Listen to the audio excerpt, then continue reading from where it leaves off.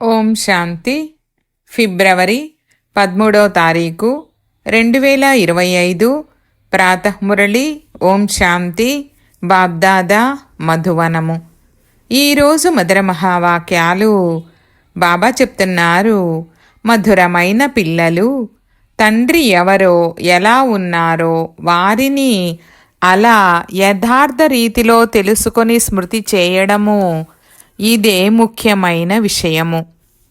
మనుషులకు ఈ విషయాన్ని చాలా యుక్తిగా అర్థం చేయించాలి. ప్రశ్న: మొత్తం విశ్వం కొరకు ఉన్న ఏ చదువును మీరు ఇక్కడ మాత్రమే చదువుకుంటారు? జవాబు: మొత్తం విశ్వం కొరకు ఉన్న చదువేమిటంటే, మీరందరూ ఆత్మలు. ఆత్మగా భావిస్తూ తండ్రిని స్మృతి చేసినట్లయితే పావనంగా అవుతారు. మొత్తం విశ్వానికి తండ్రి ఎవరైతే ఉన్నారో వారు ఒక్కసారి మాత్రమే వస్తారు. అందరినీ పావనంగా తయారు చేసేందుకు వస్తారు. వారే రచయిత మరియు రచన యొక్క జ్ఞానాన్ని ఇస్తారు. అందుకే వాస్తవానికి ఇది ఒక్కటే యూనివర్సిటీ. ఈ విషయాన్ని పిల్లలు స్పష్టం చేసి అర్థం చేయించాలి. ఓం శాంతి. భగవాను వాచ. ఇప్పుడు భగవంతుడు ఎవరు అన్నదైతే ఆత్మిక పిల్లలు అర్థం చేసుకున్నారు. భారత్లో ఎవరికి యథార్థ రీతిగా తెలీదు. నేను ఎవరినో, ఎలా ఉంటానో అలా నా గురించి యథార్థ రీతిలో ఎవ్వరికీ తెలీదని అంటారు కూడా. మీలో కూడా నెంబరు వారుగా ఉన్నారు. నెంబరు వారు పురుషార్థానుసారంగా తెలుసు. ఇక్కడ ఉన్నా కానీ యథార్థ రీతిలో తెలీదు. యథార్థ రీతిలో తెలుసుకొని తండ్రిని స్మృతి చేయడము, ఇది చాలా కష్టము. ఇది చాలా సహజమని పిల్లలు అంటారు. కానీ నేను ఎవరైతే ఉన్నానో నేను నిరంతరము తండ్రిని స్మృతి చేయాలి. బుద్ధిలో ఈ యుక్తి ఉంటుంది. ఆత్మనైన నేను చాలా చిన్నగా ఉంటాను. మన బాబా కూడా చిన్న బిందువే. అర్ధకల్పమైతే భగవంతుని పేరును కూడా ఎవ్వరూ తీసుకోరు. దుఃఖములోనే ఓ భగవంతుడా అని తలుచుకుంటారు. ఇప్పుడు భగవంతుడు ఎవరన్నదైతే మనుషులెవ్వరూ అర్థం చేసుకోరు. ఇప్పుడు మనుషులకు ఎలా అర్థం చేయించాలి? దీనిపై విచారసాగర మథనము నడవాలి. ప్రజాపిత బ్రహ్మకుమారి ఈశ్వరీయ విశ్వవిద్యాలయం అన్న పేరు కూడా రాసి ఉంది.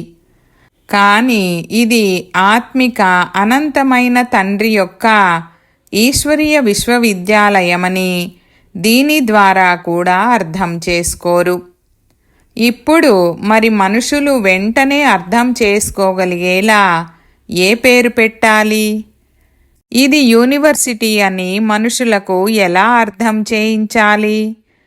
యూనివర్స్ అన్న పదము నుండి యూనివర్సిటీ అన్న పదము వెలువడింది. యూనివర్స్ అనగా మొత్తం విశ్వము. దానికి యూనివర్సిటీ అన్న పేరు పెట్టారు. అందులో మనుషులందరూ చదువుకోవచ్చు. యూనివర్స్ అంతా చదువుకునేందుకు యూనివర్సిటీ ఉంది. ఇప్పుడు వాస్తవానికి విశ్వము కొరకైతే ఒక్క తండ్రే వస్తారు. వారి విశ్వవిద్యాలయము ఇది ఒక్కటే. లక్ష్యము, ఉద్దేశము కూడా ఒక్కటే. తండ్రే వచ్చి పూర్తి విశ్వాన్ని పావనంగా తయారు చేస్తారు. యోగము నేర్పిస్తారు. ఇది సర్వధర్మాల వారి కొరకు ఉంది. స్వయాన్ని ఆత్మగా భావించండని చెప్తారు. మొత్తం విశ్వానికి తండ్రి నిరాకారుడైన గాడ్ ఫాదర్. మరి దీనికి spiritual university of spiritual incorporeal god father అన్న పేరు ఎందుకు పెట్టకూడదు? ఇలా ఆలోచించడం జరుగుతుంది కదా. మనుషులు ఎలా ఉన్నారంటే మొత్తం విశ్వములో తండ్రి గురించి ఒక్కరికి కూడా తెలీదు. రచయిత గురించి తెలిస్తే రచన గురించి కూడా తెలుస్తుంది. రచయిత ద్వారానే రచన గురించి తెలుసుకోగలరు. తండ్రి పిల్లలకు అన్ని విషయాలను అర్థం చేయిస్తారు. ఇవి ఇంకెవ్వరికీ తెలియవు. ఋషులు మునులు కూడా తెలీదని అంటూ వచ్చారు.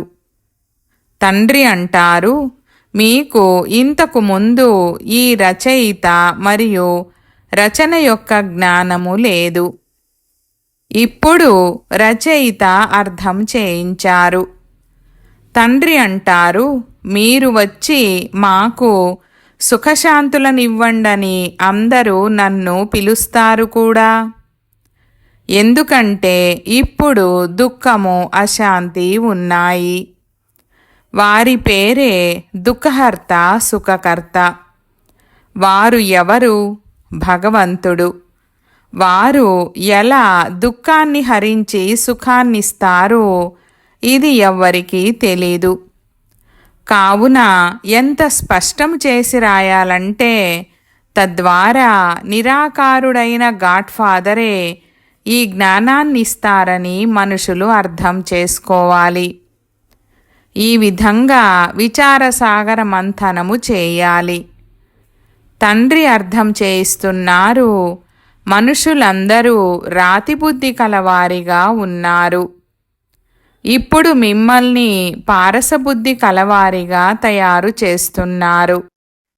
వాస్తవానికి ఎవరైతే తక్కువలో తక్కువ 50 కంటే ఎక్కువ మార్కులు పొందుతారో వారిని పారసబుద్ధి కలవారని అంటారు. ఫెయిల్ అయ్యేవారు పారసబుద్ధి కలవారు కాదు. రామునికి బాణాలు ఎందుకు చూపించారన్నది కూడా ఎవ్వరూ అర్థం చేసుకోరు. శ్రీకృష్ణుడు అందరినీ హతమార్చారని వారికి స్వదర్శన చక్రాన్ని చూపించారు మరియు రామునికి బాణాలను చూపించారు.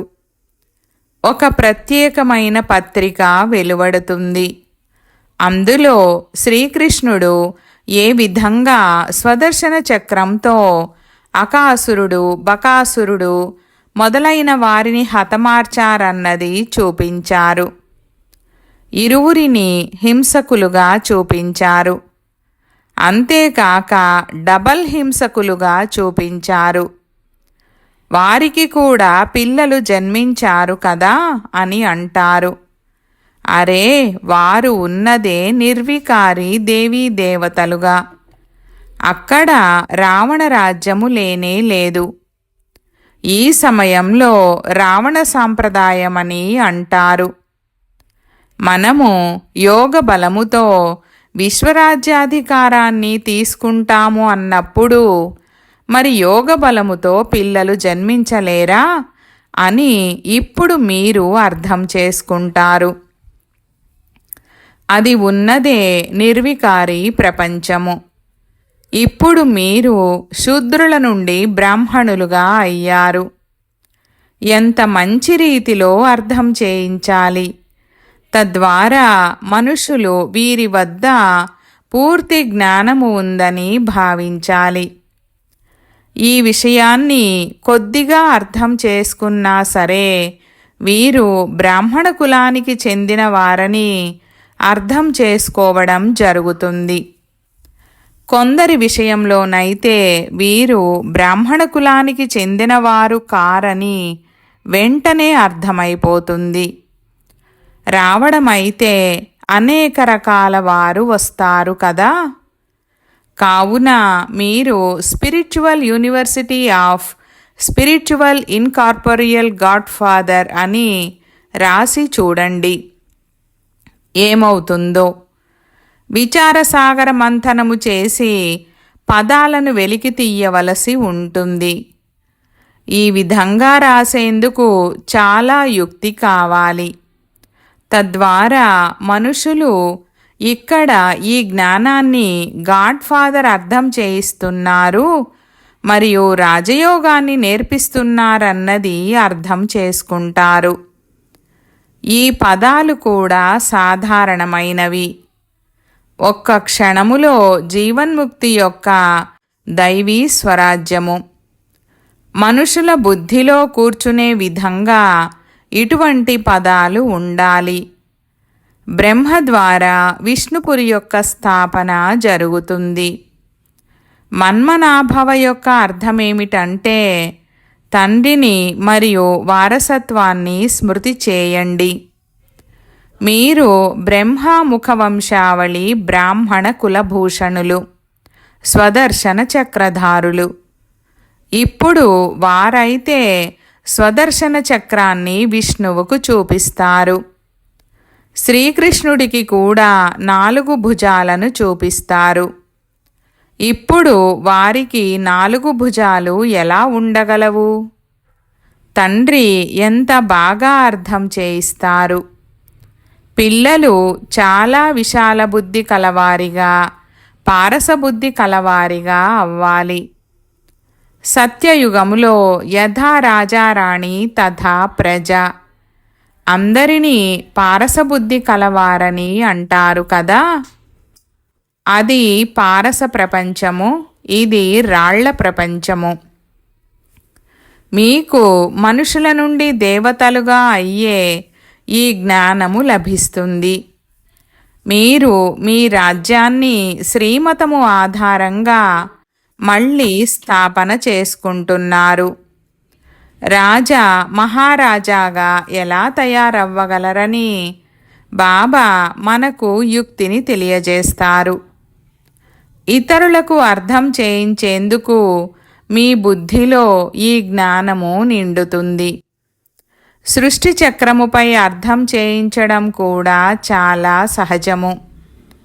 ఈ సమయంలో జనాభా సంఖ్య ఎంతగా ఉందో చూడండి. సత్యయుగంలో ఎంత కొద్ది మంది ఉంటారు? ఇది సంగమము కదా. బ్రాహ్మణులైతే కొద్ది మందే ఉంటారు కదా. బ్రాహ్మణుల యుగమే చిన్ననిది. బ్రాహ్మణుల తర్వాత దేవతలు, ఇక ఆ తర్వాత వృద్ధి చెందుతారు. పిల్లి మొగ్గల ఆట ఉంటుంది కదా. కావున మెట్ల వరస చిత్రముతో పాటు విరాట రూపము చిత్రము కూడా ఉంటే అర్థం చేయించడానికి స్పష్టంగా ఉంటుంది. మీ కులానికి చెందినవారు ఎవరైతే ఉంటారో వారి బుద్ధిలో రచయిత మరియు రచన యొక్క జ్ఞానము సహజంగానే కూర్చుంటుంది. వీరు మన కులానికి చెందినవారా కాదా అనేది వారి ముఖము ద్వారా కూడా తెలిసిపోతుంది. ఒకవేళ మన కులానికి చెందినవారు కాకపోతే వెర్రివారి వలె వింటారు. ఎవరైతే వివేకవంతులుగా ఉంటారో వారు శ్రద్ధగా వింటారు. ఒక్కసారి ఎవరికైనా పూర్తిగా బాణము తగిలితే ఇక వస్తూనే ఉంటారు. కొందరు ప్రశ్నలు అడుగుతారు మరియు కొందరెవరైనా మంచి పుష్పాల వంటి వారు ఉంటే వారు రోజు తమంతట తామే వచ్చి పూర్తిగా అర్థం చేసుకుని వెళ్ళిపోతారు. చిత్రాల ద్వారానైతే ఎవరైనా అర్థం చేసుకోగలరు. ఇక్కడైతే తప్పకుండా దేవీ దేవతా ధర్మస్థాపనను తండ్రి చేస్తున్నారు. కొందరు ఏమీ అడగకుండానే తమంతట తామే అర్థం చేసుకుంటూ ఉంటారు. కొందరైతే చాలా ఎక్కువగా అడుగుతూ ఉంటారు, కానీ ఏమీ అర్థం చేసుకోరు. అప్పుడిక అర్థం చేయించవలసి ఉంటుంది. గొడవైతే పడకూడదు. అప్పుడు ఈశ్వరుడు మీకు రక్షణ కూడా ఇవ్వరా అని అంటారు. ఇప్పుడు వారు రక్షణను ఎలా ఇస్తారనేది మీకు తెలుసు. కర్మల లెక్కాచారాలనైతే ప్రతి ఒక్కరూ తమది తాము తీర్చుకోవాలి. ఆరోగ్యము పాడైపోతే రక్షించండని అడిగేవారు ఎంతోమంది ఉన్నారు. తండ్రి అంటారు, నేనైతే పతితులను పావనంగా తయారు చేయడానికి వస్తాను. ఆ వ్యాపారాన్ని మీరు కూడా నేర్చుకోండి. తండ్రి పంచవికారాలపై విజయాన్ని పొందేలా చేస్తారు. కావున అవి ఇంకా తీవ్రంగా ఎదుర్కొంటాయి. వికారాల తుఫాను చాలా తీవ్రంగా వస్తుంది. తండ్రి అంటారు, తండ్రికి చెందినవారిగా అవ్వడంతో ఈ రోగాలన్నీ బయటకు వస్తాయి.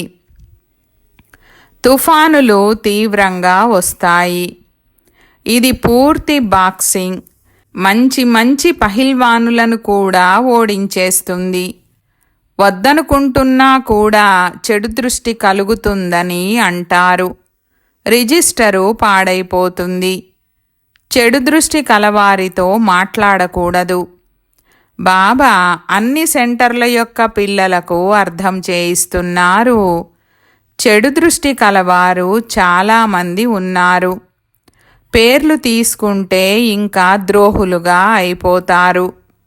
స్వయాన్ని సర్వనాశనము చేసుకునేవారు తప్పుడు పనులు చేయడం మొదలు పెడతారు. కామవికారము ముక్కు పట్టుకుంటుంది. మాయ వదిలిపెట్టదు. చెడు కర్మలు, చెడు దృష్టి, చెడు మాటలు వెలువడతాయి. చెడు నడవడిక తయారవుతుంది. అందుకే చాలా చాలా జాగ్రత్తగా ఉండాలి. పిల్లలైన మీరు ప్రదర్శిని మొదలైనవి పెట్టినప్పుడు ఎటువంటి యుక్తిని రచించండి అంటే ఎవరైనా కూడా సహజంగా అర్థం చేసుకోగలగాలి.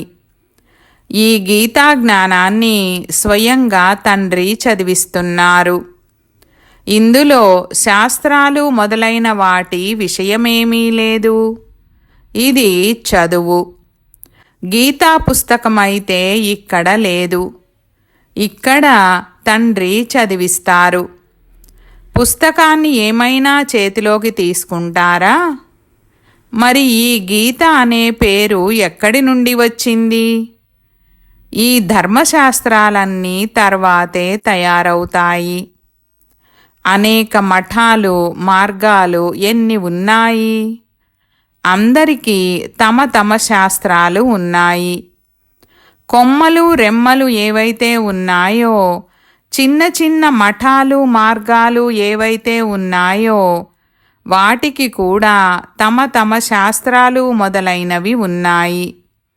కావున అవన్నీ పిల్లా జల్లా అయినట్లు. వాటి ద్వారానైతే ముక్తి లభించదు. సర్వశాస్త్రమయి శిరోమణిగా గీత మహిమ చేయబడింది. గీతా జ్ఞానాన్ని వినిపించేవారు కూడా ఉంటారు కదా. ఈ జ్ఞానాన్ని తండ్రే వచ్చి ఇస్తారు. శాస్త్రాలు మొదలైనవేమైనా చేతిలో ఉన్నాయా? నేను కూడా శాస్త్రాలను చదవలేదు, మీకు కూడా చదివించను. అక్కడ వారు నేర్చుకుంటారు, నేర్పిస్తారు. ఇక్కడ శాస్త్రాల విషయమేమీ లేదు. తండ్రి ఉన్నదే నాలెడ్జ్ఫుల్. నేను మీకు సర్వ వేద శాస్త్రాల సారాన్ని తెలియజేస్తాను. ముఖ్యమైనవి 4 ధర్మాల యొక్క 4 ధర్మశాస్త్రాలు. బ్రాహ్మణ ధర్మానికి సంబంధించిన పుస్తకము ఏదైనా ఉందా? ఇవి ఎంతగా అర్థం చేసుకోవలసిన విషయాలు. వీటన్నింటినీ తండ్రి కూర్చొని విస్తారంగా అర్థం చేయిస్తారు. మనుషులందరూ రాతి బుద్ధి కలవారిగా ఉన్నారు. అందుకే ఇంతటి నిరుపేదలుగా అయ్యారు. దేవతలు బంగారు యుగములో ఉండేవారు. అక్కడ బంగారు మహళ్ళు తయారయ్యేవి, బంగారు గనులు ఉండేవి. ఇప్పుడైతే సత్యమైన బంగారము లేదు.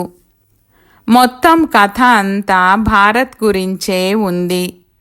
దేవీ దేవతలైన మీరు పారసబుద్ధి కలవారిగా ఉండేవారు. విశ్వముపై రాజ్యము చేసేవారు. మనము స్వర్గానికి యజమానులుగా ఉండేవారమని, మళ్ళీ నరకానికి యజమానులుగా అయ్యామని ఇప్పుడు స్మృతి కలిగింది. ఇప్పుడు మళ్ళీ పారసబుద్ధి కలవారిగా అవుతాము. ఈ జ్ఞానము పిల్లలైన మీ బుద్ధిలో ఉంది. దీనిని మళ్ళీ ఇతరులకు అర్థం చేయించాలి.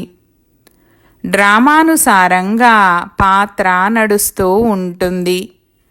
సమయం ఏదైతే గడుస్తూ ఉందో అది యాక్యురేట్గా గడుస్తుంది. అయినా కానీ పురుషార్థమైతే చేయిస్తారు. ఏ పిల్లలకైతే స్వయంగా భగవంతుడే మమ్మల్ని స్వర్గానికి యజమానులుగా తయారు చేయడానికి పురుషార్థము చేయిస్తున్నారన్న నష ఉందో వారి ముఖము చాలా ఫస్ట్ క్లాస్గా సంతోషంగా ఉంటుంది. తండ్రి రావడము కూడా పిల్లలకు ప్రాలబ్ధము కొరకు పురుషార్థము చేయించడానికే వస్తారు. ఇది కూడా మీకే తెలుసు. ప్రపంచంలోని వారెవ్వరికీ తెలియదు. స్వర్గానికి యజమానులుగా తయారు చేయడానికి భగవంతుడు పురుషార్థము చేయిస్తున్నారు. కావున సంతోషము ఉండాలి. ముఖము చాలా ఫస్ట్ క్లాస్గా సంతోషంగా ఉండాలి. తండ్రి స్మృతితో మీరు సదా హర్షితంగా ఉంటారు. తండ్రిని మర్చిపోవడము వలనే వాడిపోతారు. తండ్రిని మరియు వారసత్వాన్ని స్మృతి చేయడం వలన సంతోషము కలుగుతుంది.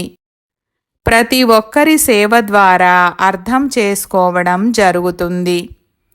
తండ్రికి పిల్లల యొక్క సుగంధమైతే వస్తుంది కదా.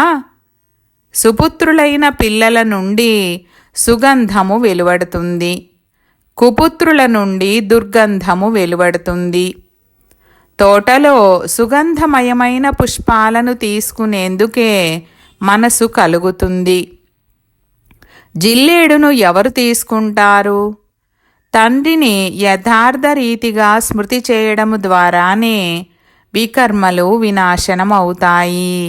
అచ్చా, मीठे मीठे सिकीलते बच्चों प्रति मात पिता बाप दादा का याद प्यार और गुड मॉर्निंग. रूहानी बाप की रूहानी बच्चों को नमस्ते. हम रूहानी बच्चों की रूहानी बाप दादा को याद प्यार गुड मॉर्निंग और నమస్తే నమస్తే బాబా నమస్తే. ధారణ కొరకు ముఖ్య సారము. 1వ పాయింట్, మాయా బాక్సింగ్లో ఓడిపోకూడదు. అటెన్షన్ ఉండాలి. ఎప్పుడు నోటి నుండి చెడు మాటలు రాకూడదు.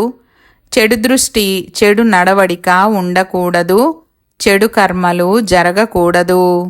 2వ పాయింట్, ఫస్ట్ క్లాస్ సుగంధభరితమైన పుష్పము వలె అవ్వాలి. స్వయంగా భగవంతుడు మమ్మల్ని చదివిస్తున్నారన్న నష ఉండాలి. తండ్రి స్మృతిలో ఉంటూ సదా హర్షితంగా ఉండాలి. ఎప్పుడు వాడిపోకూడదు. వరదానము: ఛాలెంజ్ మరియు ప్రాక్టికల్ యొక్క సమానత ద్వారా స్వయాన్ని పాపాల నుండి సురక్షితంగా ఉంచుకునే విశ్వసేవాధారి భవ. వివరణ: పిల్లలైన మీరు ఏదైతే ఛాలెంజ్ చేస్తారో ఆ ఛాలెంజ్కు మరియు ప్రాక్టికల్ జీవితానికి సమానత ఉండాలి. లేదంటే పుణ్యాత్మగా అయ్యేందుకు బదులుగా భారము కల ఆత్మగా అయిపోతారు. ఈ పాపపుణ్యాల గతిని తెలుసుకొని స్వయాన్ని సురక్షితంగా ఉంచుకోండి. ఎందుకంటే సంకల్పంలో కూడా ఏ రకమైన వికారము యొక్క బలహీనత అయినా, వ్యర్థ మాటలు, వ్యర్థమైన భావన, ద్వేషము లేక ఈర్ష్య యొక్క భావన అయినా పాపపు ఖాతాను పెంచుతుంది. అందుకే పుణ్యాత్మభవ అనే వరదానము ద్వారా స్వయాన్ని సురక్షితంగా ఉంచుకుని విశ్వసేవాదారులుగా అవ్వండి. సంఘటిత రూపములో ఏకమతమును, ఏకరసస్థితిని అనుభవము చేయించండి. స్లోగన్: పవిత్రతా దీపాన్ని నలువైపులా వెలిగించినట్లయితే తండ్రిని సహజంగా చూడగలుగుతారు. ఈరోజు అవ్యక్త ఇషారా పాయింట్: ఏకాంత ప్రియులుగా అవ్వండి.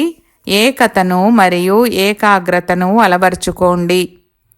ప్రత్యక్షత జెండాను ఎగరవేసే కంటే ముందు కేవలం 2 పదాలను ప్రతి కర్మలోకి తీసుకురండి. 1. సర్వ సంబంధాలు, సంపర్కాలలో పరస్పరం ఏకత. అనేక సంస్కారాలు ఉన్నప్పటికీ అనేకతలో ఏకత మరియు దృఢత, ఇదే సఫలతకు సాధనము. ఒక్కోసారి ఏకత కదిలిపోతుంది. వీరు చేస్తే నేను చేస్తాను, ఇలా కాదు. మీ స్లోగన్ స్వపరివర్తనతో విశ్వపరివర్తన, అంతేగాని విశ్వపరివర్తనతో స్వపరివర్తన కాదు. ఓం శాంతి.